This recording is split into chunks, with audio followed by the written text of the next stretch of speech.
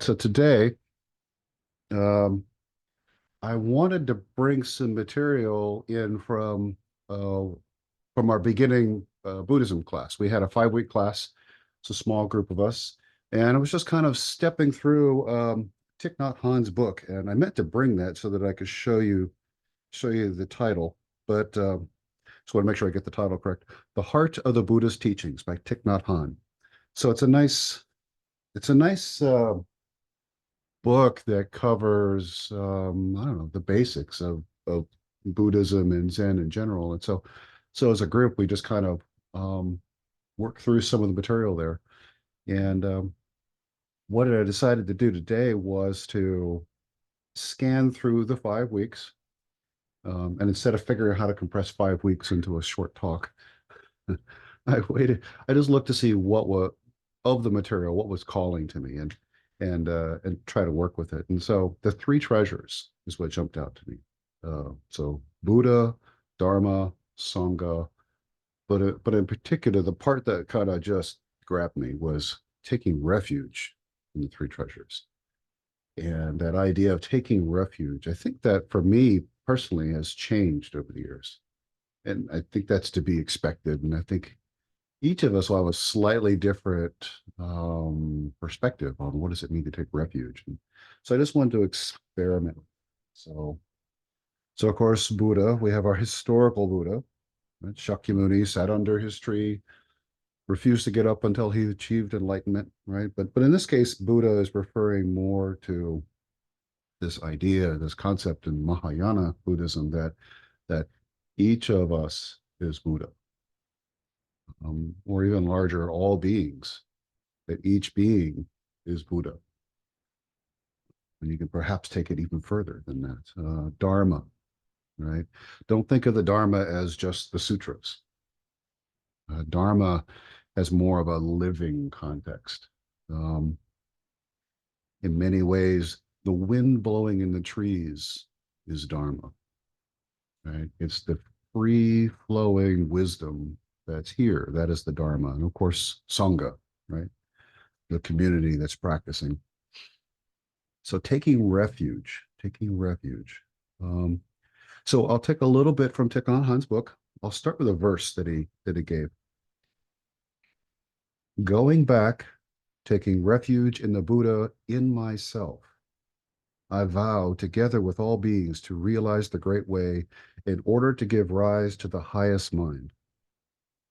Going back, taking refuge in the Dharma in myself, I vow, together with all beings, to realize understanding and wisdom as immense as the ocean. Going back, taking refuge in the Sangha in myself, I vow, together with all beings, to help build a Sangha without obstacles. And there's something particular that he does here, or that's done here. Actually, I don't know if it didn't cite anyone else. I wasn't sure if that was from Thich Nhat Hanh or somebody else, but it was in his book. But the thing that jumped out for me, taking refuge in the Buddha in myself, taking refuge in the Dharma in myself, taking refuge in the Sangha in myself. And I think that's what one of the things that just grabbed me in myself. Um, we talk often about the Buddha here in myself, in each of you. Um, but the Dharma in myself, Sangha, what does that mean? Just kind of roll that around. What is Sangha in yourself? And uh, and there's an intimacy there. Um, there's an intimacy there. Um, so taking a little more from Thich Nhat Hanh. Um, During the Buddha's last months, he always taught, take refuge in yourselves, not in anything else. In you are Buddha, Dharma, and Sangha. Don't look for things that are far away. Everything is in your own heart. Be an island unto yourself. Whenever you feel confused, angry, or lost, if you practice mindful breathing and return to your island of self, you will be in a safe place filled with warm sunlight, cool shade trees, and beautiful birds and flowers. Buddha is our mindfulness. Dharma is our conscious breathing. Sangha is our five aggregates working in harmony. Buddha is our mindfulness. Dharma, conscious breathing, the free flowing moment of day to day living, day to day life. Sangha are the five aggregates: eye, ears, nose, tongue, body. I guess six if you throw in mind, heart, mind. Um, so again, he's exploring, or this passage, this story, I should say, is exploring finding the three treasures here. Where, where else would you look in some respects? Where else would you look? Um, but taking refuge, how often have you felt alone in the practice? Um, this is what was coming up for me as I was working with the material. How often have we struggled, maybe unsure of where to turn or what's next? Um, I can think back to different moments in my life when I can distinctly remember sitting at my desk at work, staring at the computer, not moving, just paralyzed. Uh, Kind of this overwhelming anxiety because of what was going on at the time. I wanted to do something, and I didn't. I kind of knew what it was. I wanted to do it, but I was unable to do it. Um, or I can remember other times where, um, just sitting in my car outside the building and trying to get that courage to walk in the building because I knew there'd be chaos once I got inside the building. And somehow, perhaps it's my nature, perhaps it's my karma. I'm always at the center of this chaos. um, but I would sit in the car almost paralyzed. Um, and I think those kinds of moments are what brought me to the point where I wanted a refuge. I didn't have those words then. I wanted I wanted something different. I wanted to, I don't know, figure it out, whatever it is. And I think we've all had those moments in our lives. Um, I think some of us perpetually live there. Yeah, some of us do. And that's why us bodhisattvas, right? We're reaching out. We're reaching out. Um, and so I came to the practice, and even now I'm always coming back to the practice, coming back to the practice, because there's still moments of difficulty. No matter how long you practice, there are moments of difficulty. Always coming back, mindfully connecting to the body, slowing the breathing, connecting to the steady rhythm of the breathing. And even in those moments, feeling that fluttering energy that comes from whatever that strong emotion is: anger, anxiety, frustration, even depression. Just feeling in the body, and now having some the maturity and the practice to know that the body has a momentum. The body, it once it starts, it's like that ball that's rolling down the hill. It will roll. The only question is am I going to get behind the ball and push it and make it go faster? Or am I going to try to slow the ball? Or sometimes just let it play out. Um, but stop pushing the ball down the hill.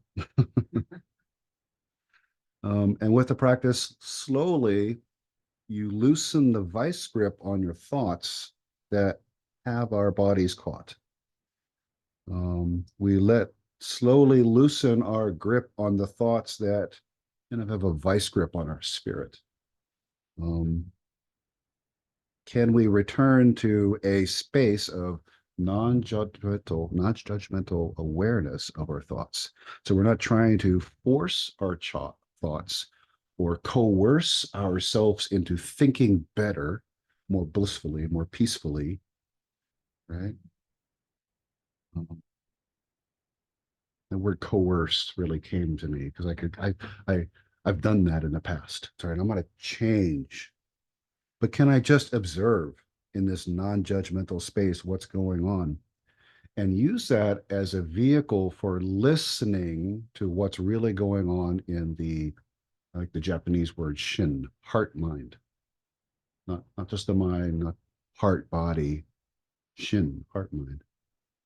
Can I really use that to listen to what's going on?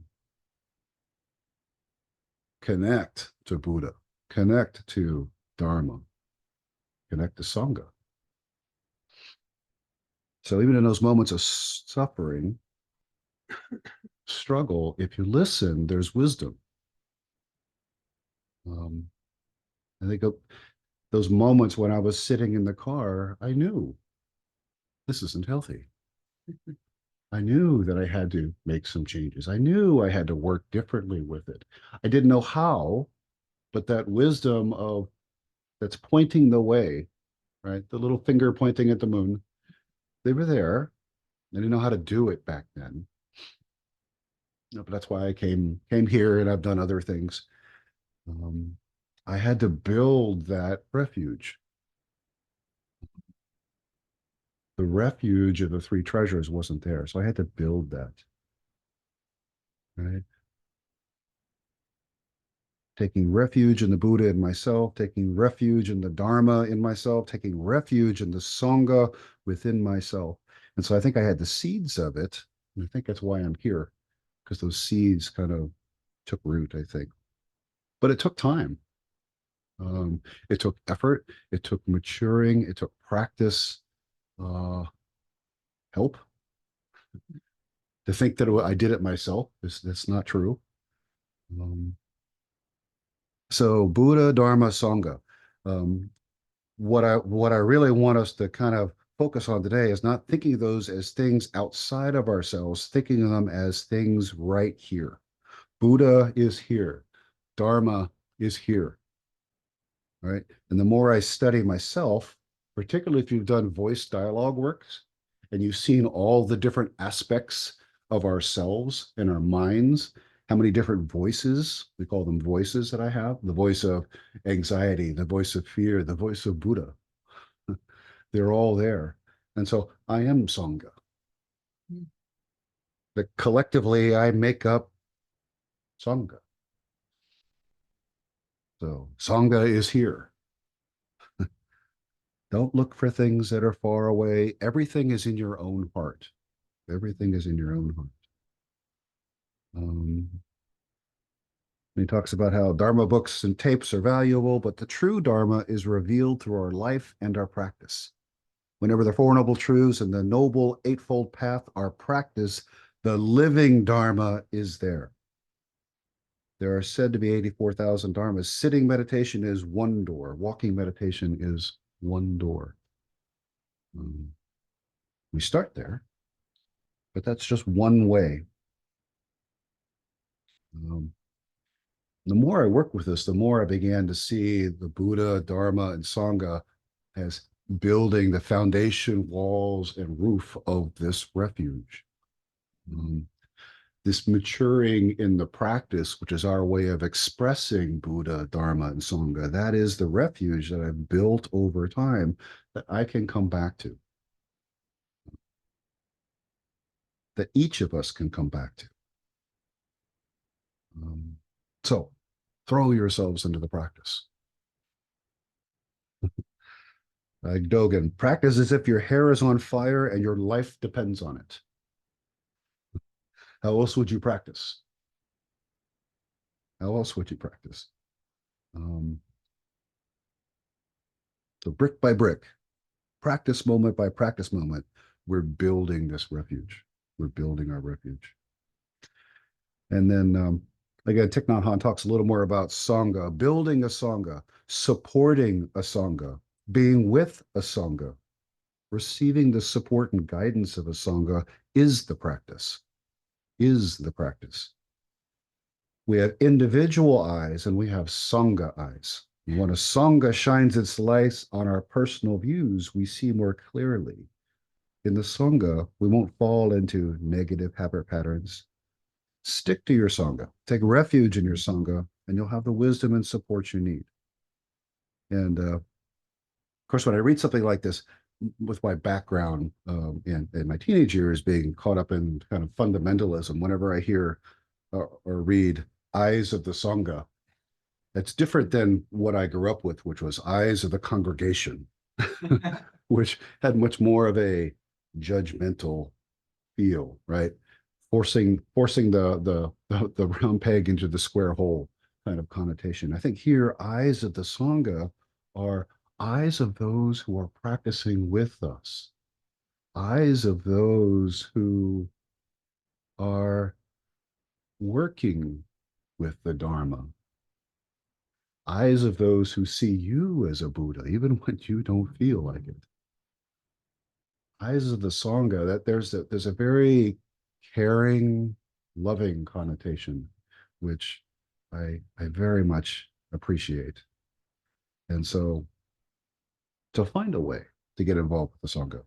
Um, but I'll end with something that in this thinking about Sangha is a bit bittersweet for me because the Sangha is changing. We've seen this, I don't know, trends in the 20 years, not quite 20 years that I've been practicing, right? In the early days, Sangha was huge. Think about how large, Lynn and I were talking about how large her Jukai ceremony was. 9 people at her Jukai. Whereas now, which it's a much smaller, and it's like this all over the country. So it's not just here; it's a general trend. And I caught myself thinking, "Well, you're just being old. You're complaining about them young people." But in some ways, it is different, right? This is a different world. We have social media, right? Instant gratification of little bits of information doesn't lend itself to coming to a center and sitting and practicing. And then the pandemic, of course, changed everything. Now we're moving online, and so it's always changing. Um, what will the future be? Right? There's the Sangha within, but there's still us, the Sangha. What does that look like? And um, then I realized that imagine that grizzled old monk in China, 1700s, sitting on top of his mountain. Why won't these kids climb my mountain anymore and come practice Zen? So I saw myself as the sitting on my mountain, wondering why people won't come and practice my Zen. Um, so perhaps it isn't that different. Um, and what will it be? It's already been changing as these different traditions, Korean, Japanese, Vietnamese, they came west. And it's already kind of mixing and mingling with Western culture to become or becoming what is Western Zen. What will it what will evolve into now as our society changes? I think Buddha, Dharma, Sangha is eternal, or as much as anything can be eternal. But I think the form of it will continue to change. What will the Sangha look like? Um, I don't know, it's an interesting one that I've been kind of sitting with. So I'll leave you with a few questions, hopefully to spur some discussion. So Buddha within, Dharma within, Sangha within. What does that mean for you? Particularly Sangha within. Um, what does refuge mean? How have you found the three treasures as a refuge? So I'll leave it with that, and I'll thank you and just open it for discussion.